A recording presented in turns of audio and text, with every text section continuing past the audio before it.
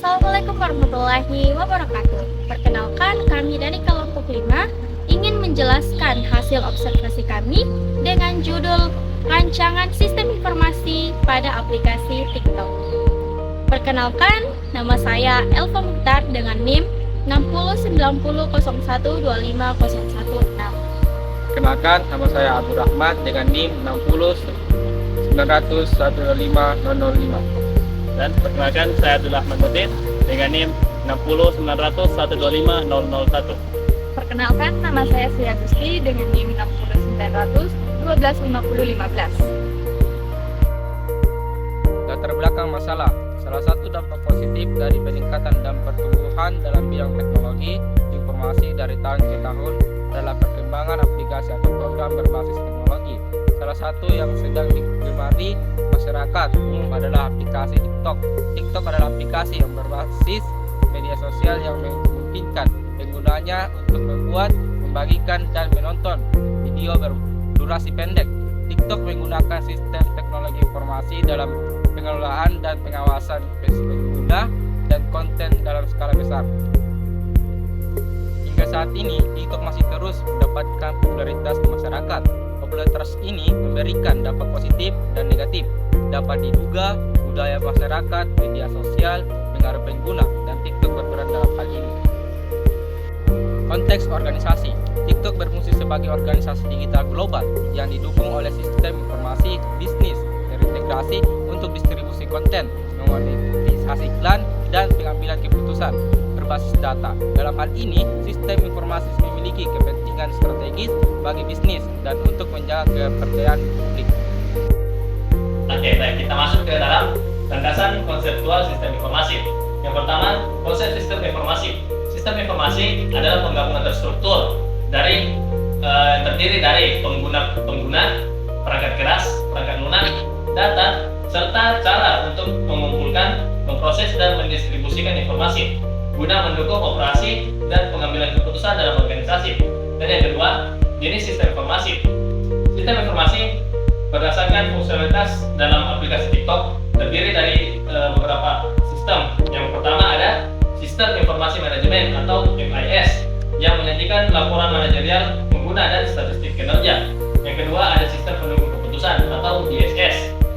Berdasarkan analisis data dan algoritma rekomendasi membantu dalam pengambilan keputusan strategis. Kemudian kita masuk ke dalam analisis sistem yang berjalan. Langkah pertama bagi pengguna TikTok adalah mendaftar ke dalam sistem, kemudian dapat mengakses video yang ada pada platform, dan pengguna dapat berinteraksi dari mulai hal suka, komen, dan berbagi. Bahkan pengguna dapat mengunggah video ke platform tersebut.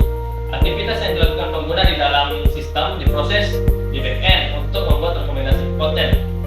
Adapun masalah pada sistem terbang ialah yang pertama ada inefisiensi. Sistem ini tidak efisien dalam memproses aliran data serta moderasi konten karena memerlukan waktu dan sumber daya yang besar. Dan yang kedua ada redundansi data. Data interaksi pengguna dapat disimpan 2 kali di beberapa subsistem pendukung. Dan yang ketiga ada kesalahan sistem, yakni adanya iklan, tapi iklannya ini banyak.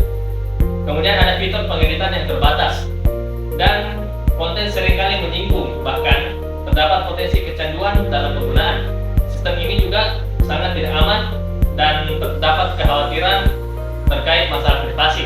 Dan yang terakhir ada human error, bahwa masih ada kemungkinan moderasi konten tidak dilakukan. Selanjutnya, saya akan menjelaskan terkait perancangan sistem usulan atau sistem to be. Sistem yang diusul dirancang sebagai sistem informasi manajemen terintegrasi yang didukung oleh analitik data dan kecerdasan buatan atau AI.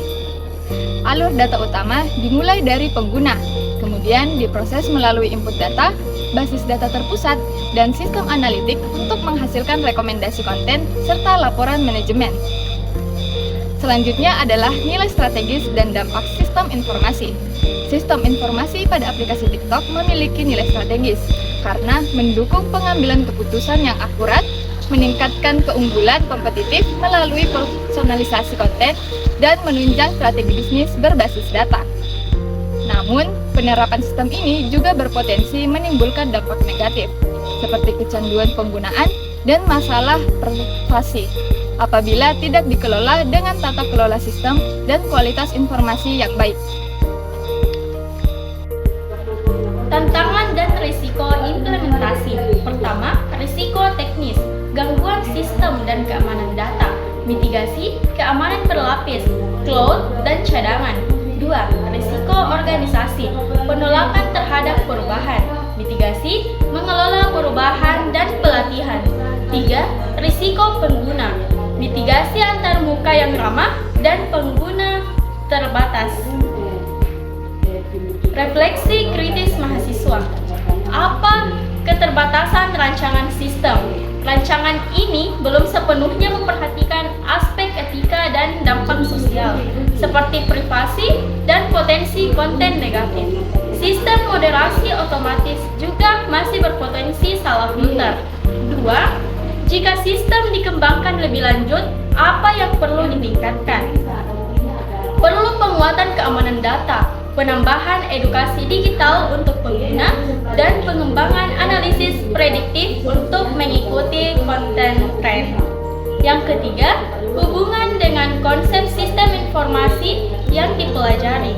Rancangan ini mencerminkan keseimbangan antar teknologi, organisasi, dan manusia, serta memperhatikan aspek sosial dan etika untuk nilai tambah yang berkelanjutan. Demikianlah penjelasan dari kelompok kami. Lebih dan kurangnya mohon dimaafkan. Wabillahi taufiq wal hidayah. Wassalamualaikum warahmatullahi wabarakatuh.